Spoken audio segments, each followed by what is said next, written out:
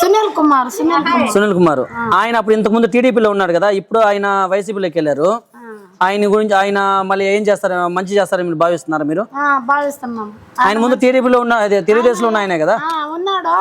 First దీంట్లో ఉండింది, మళ్ళీ టీడీపీ పోయినాడు, మళ్ళీ సెకండ్ దీనికి వచ్చాడు. సేమ్ అదే వైసీపీలో ఉన్నటువంటి ఎంఎస్ బాబు ఇప్పుడు అతనికి సీట్ ఇవ్వలేదని చెప్పి ఆయన వాళ్ళ చెల్లెలు కాంగ్రెస్ వైపు వెళ్ళారు. ఎవరు? ఎంఎస్ బాబు. ఆయన ఎంఎస్ బాబు ఓట్లు పడే అవకాశం ఉందా ఇక్కడ ఈ నియోజకవర్గంలో?